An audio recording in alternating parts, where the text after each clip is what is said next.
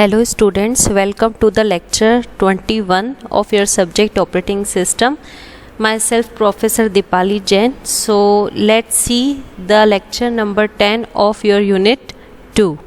Okay, so let's see the outline of your today's lecture. As I completed in your previous lectures 3 types of scheduling algorithms out of 5 types, 1, 2, 3, all these 3s are completed. So now let's we move to the 4th type of scheduling algorithm, that is priority scheduling.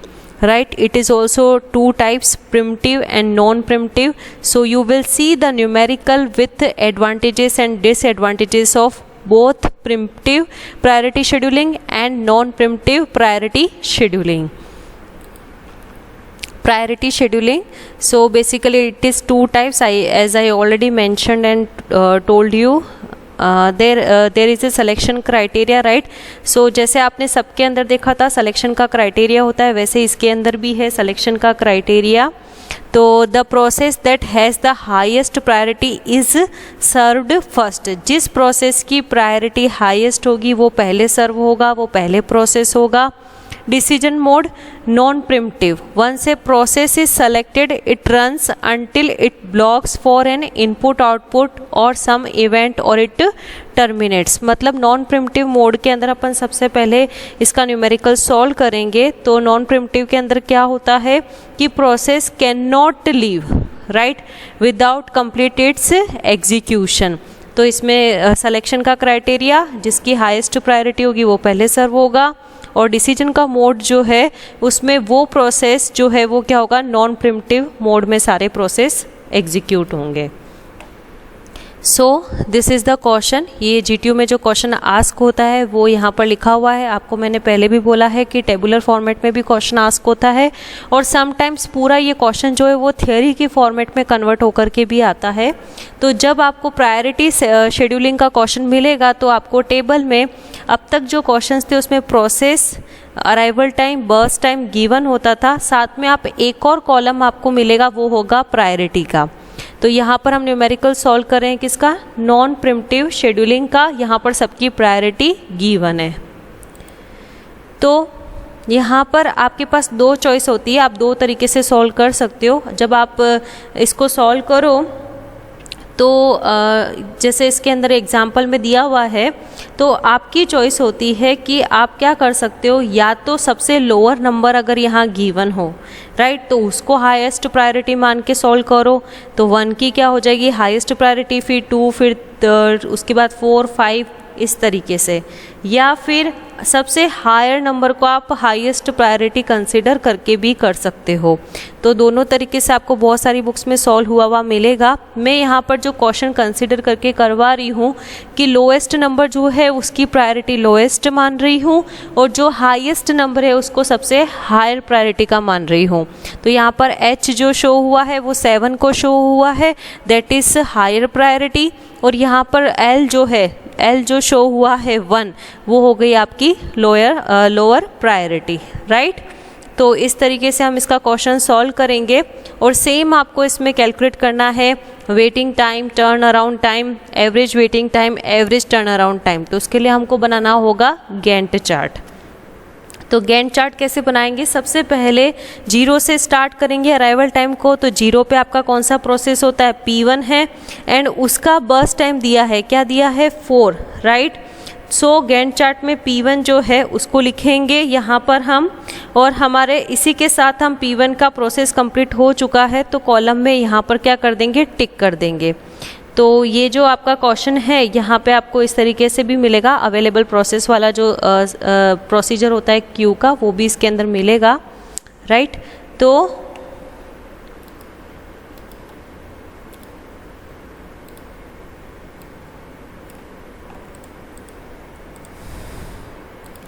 यहाँ पर P1 process जो है वो आपका complete हो चुका है. तो गैंट चार्ट में 0 और यहाँ पर क्या आ जाएगा 4 राइट. अराइवल टाइम 4 तक हमारे पास कौन कौन से प्रोसेस अब अवेलेबल है. तो अराइवल टाइम आपका क्या हो गया 4 है राइट. तो वहाँ तक के कौन कौन से प्रोसेस अवेलेबल है, पहले अवेलेबल का क्यू बनाओगे. P1 कंप्लीट हो गया है। अब कौन कौन से प्रोसेस है अराइवल टाइम 4 तक के आपके पास में, यहाँ तक के प्रोसेस आते हैं P2, P3, P4 और P5। तो आप यहाँ पर अवेलेबल प्रोसेस की क्यू बनाओगे, यहाँ पर लिखोगे P2, P3, P4, P5। यहाँ पर ऐसा चेक करना होता है कि जैसे 0 अराइवल टाइम है तो वहाँ पर P1 लिखा, उसका बर्स्ट टाइम 4 लिखा, तो अब 4 तक का जो अराइवल टाइम है वहाँ तक के कौन कौन से प्रोसेस अवेलेबल है। तो P1 तो कंप्लीट हो चुका है, तो अब प्रोसेस कौन से अवेलेबल हो गए 4 अराइवल टाइम तक, P2, P3, P4 and P5। तो आप वो लिखोगे, साथ में उसका मेंशन करोगे बर्स्ट टाइम। तो P2 का है 5, P3 का है 1, P3 का है यहाँ पर मेंशन करोगे उनकी प्रायोरिटी। P2 की प्रायोरिटी है 5, P3 की है 7, P4 की है 2 और P5 की है 1। ओके, तो सबको इस तरीके से लिखने के बाद ऊपर उसकी प्रायोरिटी को जो टेबल में गिवन है उसको आप शो करोगे। अब ये चेक करोगे कि इसमें से हाईएस्ट प्रायोरिटी किसकी है। तो आपको दिख रहा होगा यहाँ पर P3 की प्रायोरिटी क्या है 7 है, तो P1 के बाद कौन सा प्रोसेस अपना शेड्यूल होगा वो होगा P3, क्योंकि उसकी प्रायोरिटी क्या है 7। ओके, तो आप P3 यहाँ पर लिखोगे, राइट। उसके बाद उसका बर्स्ट टाइम देखोगे तो P3 का बर्स्ट टाइम 1 है, तो 4 + 1 यहाँ पर कितना आ जाएगा 5। अब अराइवल टाइम 5 तक आपके पास में कौन कौन से प्रोसेस अवेलेबल है, P3 हो गया, P1 हो गया, अब बचा हुआ कौन सा अभी तक भी P2 है, P4 है, P5 है और P6 है, राइट। तो उनको लिखोगे यहाँ पर, उसके साथ में उसकी प्रायोरिटी लिखोगे। P2 की है 5, P4 की है प्रायोरिटी 2 और P5 की है आपकी 1 और P6 की है 6।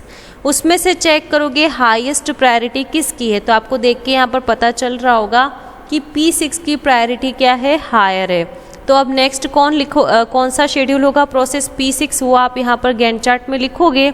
उसका चेक करोगे, बस टाइम 6 है तो 6 + 5 क्या हो जाएगा 11, तो वो यहाँ पर आप मेंशन कर दोगे, राइट। अब जो रिमेनिंग प्रोसेस है उन सब का टास्क हम कंप्लीट करेंगे। कौन कौन से प्रोसेस आपके पास बचे हैं, P2, P4 और P5। इसमें से किसकी प्रायोरिटी हायर है, तो वो है P2 की, तो P2 शेड्यूल हो जाएगा। उसका बर्स्ट टाइम कितना है 5, तो आप उसको 11 + 5 करोगे तो क्या आ जाएगा 16। नेक्स्ट अब कौन से प्रोसेस बचे, P4 और P5। दोनों में से किसकी प्रायोरिटी ज़्यादा है, P4 की, तो वो शेड्यूल होगा। उसका बर्स्ट टाइम कितना है 2, तो 16 + 2 करोगे तो क्या आ जाएगा 18। ओके, तो वो लिखोगे। अब लास्ट जो बचा है रिमेनिंग वो है P5, तो P5 लिखोगे और उसका बर्स्ट टाइम है आपका 3, तो 18 + 3 क्या हो जाएगा 21। तो यहाँ पर आपका पूरा गैंट चार्ट जो है वो कंप्लीट होता है। उसके बाद नेक्स्ट अब आपको कैलकुलेट करना है टर्न अराउंड टाइम। तो कैसे करोगे, गैंट चार्ट की लास्ट वैल्यू प्रोसेस के लिए माइनस उसका arrival time, right, completion time minus arrival time. तो पहले P1 के लिए देखोगे, अराइवल टाइम आपको मिलेगा टेबल में से जो क्वेश्चन में गिवन होता है, और कंप्लीशन टाइम आप किस में से देखोगे, जो आपने गैंट चार्ट बनाया। तो 4 - 0 तो कितना हो जाएगा 0 मिलीसेकेंड। P2 के लिए निकालोगे तो गैंट चार्ट की लास्ट वैल्यू P2 की यहाँ पर देखो 16 लिखी हुई है, 16, और उसका अराइवल टाइम कितना है 1, तो 16 - 1 करोगे तो 15 मिलीसेकेंड आएगा। नेक्स्ट P3 के लिए कैलकुलेट करोगे तो गैंट चार्ट की लास्ट वैल्यू दैट इज़ 5 और P3 का अराइवल टाइम 2, तो 5 - 2 = 3, तो यहाँ पर 3 मिलीसेकेंड आएगा। देन P4 के लिए निकालोगे आप, तो P4 के लिए गैंट चार्ट की वैल्यू देखोगे तो P4 में यहाँ पर 18 आएगा, राइट, और उसका अराइवल टाइम हो जाएगा 3, तो 18 - 3 कितना हो जाएगा 15 मिलीसेकेंड। देन आता है आपका P5 की लास्ट वैल्यू 21 में से अराइवल टाइम आपको माइनस करना है, तो 21 - 4 तो कितना हो जाएगा आपका 17 मिलीसेकेंड। लास्ट आता है आपका P6 का हो गया 11 कंप्लीशन टाइम और अराइवल टाइम 5, तो 11 - 5 करोगे तो यहाँ पर आ जाएगा 6 मिलीसेकेंड। इस तरीके से आपका टर्न अराउंड टाइम कैलकुलेट होके डन होता है। अब आप निकालोगे total turn around time that is TTAT = तो सबका सम करोगे तो यहाँ पर आएगा 60 millisecond. Now average turn around time that is 60 upon कितने नंबर ऑफ प्रोसेस है 6, तो इक्वल टू में हो जाएगा 10 मिली सेकेंड। तो यहाँ पर टर्न अराउंड टाइम आपका कंप्लीट होता है। नेक्स्ट आपको कैलकुलेट करना है वेटिंग टाइम। वेटिंग टाइम का फॉर्मूला होता है turn around time minus burst time. तो अभी जस्ट आपने टर्न अराउंड टाइम सबके कैलकुलेट किए हैं, वो यहाँ से वैल्यूज़ उनकी लोगे हर प्रोसेस के लिए, माइनस क्या करना है बर्स्ट टाइम, जो कि आपको क्वेश्चन के अंदर गिवन होता है इस तरीके से BT यानी बर्स्ट टाइम। तो आप सबको इसमें से माइनस करोगे। लेट्स सी, इसका टर्न अराउंड टाइम जो आया था P1 प्रोसेस का, तो वो था आपका turn around time 4, right. 4 minus 0 यहाँ पर 4 आएगा, तो 4 minus 4 equal to 0 millisecond, 15 minus 5 10 millisecond. ऐसे P3 का निकालोगे तो P3 का 3 माइनस बर्स्ट टाइम दिया है क्वेश्चन के अंदर P3 में 1, तो 3 माइनस 1 आपका कितना हो जाएगा 2 मिली सेकेंड। ऐसे P4 का 13 मिली सेकेंड, P5 का 14 मिली सेकेंड एंड P6 का 0 millisecond. Now you need to calculate the total waiting time. तो आप सबका क्या करोगे सम, तो 39 मिली सेकेंड आएगा। Now average total waiting time, तो 39 अपॉन नंबर ऑफ प्रोसेसेस 6 है, तो 39 upon 6 equal to 6.5 millisecond. Okay, तो यहाँ पर आप इसका जब न्यूमेरिकल करोगे तो कैसे सॉल्व करना है, फिर से एक बार आपको टैली करवा देती हूँ। यहाँ पर क्वेश्चन में आपको एक और कॉलम गिवन होगा दैट इज़ योर प्रायोरिटी। तो आप प्रोसेस में जो सबसे हाईएस्ट नंबर है उसको मानोगे हाईएस्ट प्रायोरिटी, और जिसकी लोएस्ट है उसको लोएस्ट मानोगे, ताकि आप जब अवेलेबल की क्यू बनाओ तब आप उसको मेंशन कर सको, अपने अकॉर्डिंग ले सको कि कौन सा हाईएस्ट नंबर है और कौन सा लोअर प्रायोरिटी का है। गैंट चार्ट बनाना है, 0 अराइवल टाइम से स्टार्ट करोगे, प्रोसेस P1 आएगा, उसका बस टाइम होता है 4, राइट। अब 4 यहाँ पर लिखने के बाद उसके बस टाइम के हिसाब से 4 लिखा। अब 4 तक अराइवल टाइम तक कौन कौन से प्रोसेस अवेलेबल हैं वो चेक करते हैं। तो अराइवल टाइम 4 है, यहाँ तक के प्रोसेस देखो P2, P3, P4, P5, क्योंकि P1 तो अपना एग्जीक्यूशन कंप्लीट कर चुका है। हम जो पढ़ रहे हैं अभी वो है आपका नॉन प्रिम्प्टिव, इसलिए पूरा प्रोसेस अपना टास्क कंप्लीट करके ही आपका लीव करता है। तो यहाँ पर अवेलेबल की क्यू बनाओगे कैसे, P2, P3, P4, P5, फिर सबकी यहाँ पर आप मेंशन करोगे प्रायोरिटी ऊपर सब स्क्रिप्ट के ऊपर। तो यहाँ पर सब स्क्रिप्ट में प्रोसेस है और सुपर स्क्रिप्ट में उसकी प्रायोरिटी लिखी हुई है, तो वो लिखोगे।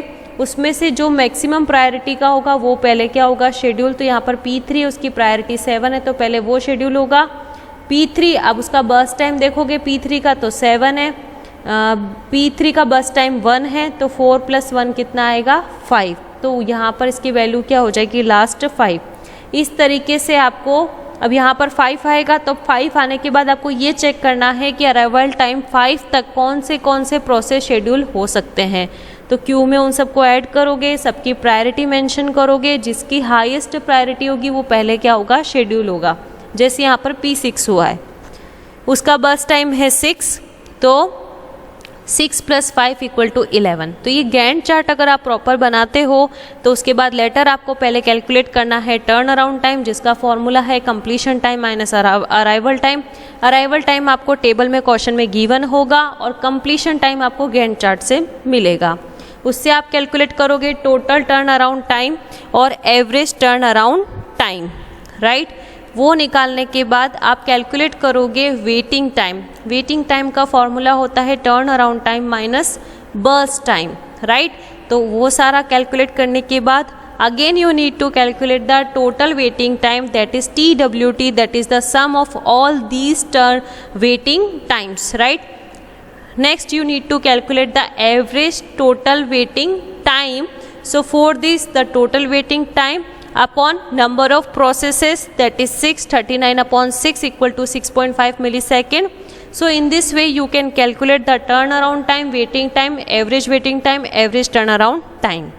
So यहाँ पर आपका नॉन प्रिम्प्टिव प्रायोरिटी शेड्यूलिंग का न्यूमेरिकल खत्म होता है। अब let's see the advantages and disadvantages of non preemptive priority algorithm. Advantages, Priority is considered so critical processes can get even better response time.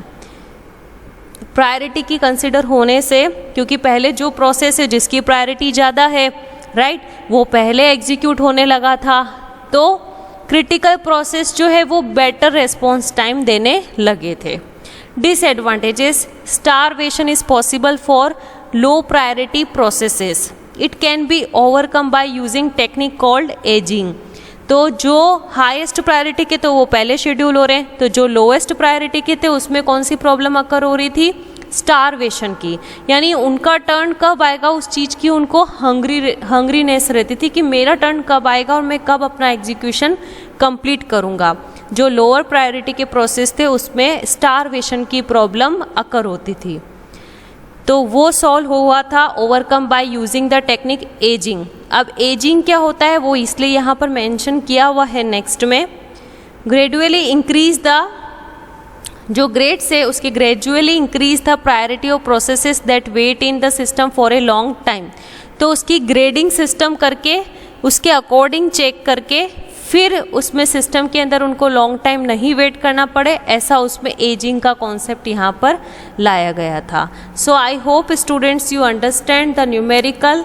और यहाँ पे पूरा सॉल्यूशन के साथ लिखा है, इसीलिए आपको एक एक चीज़ कैसे बनानी है, पहले क्या आएगा, पहले गैंट चार्ट आएगा तो P1 लिखोगे, फिर 4 लिखोगे, फिर P3 लिखोगे, ऐसे हर एक चीज़ आपकी उसके बाद नेक्स्ट ऐड होगी. अवेलेबल की क्यू आएगी सेकेंड नंबर पे, थर्ड नंबर पे आप उसका वेटिंग टर्न अराउंड टाइम निकालोगे, देन वेटिंग टाइम कैलकुलेट करोगे. तो आपको इसमें 4 टास्क करने हैं, तो आपको अच्छे से इस न्यूमेरिकल को सॉल्व करना है. So thank you students.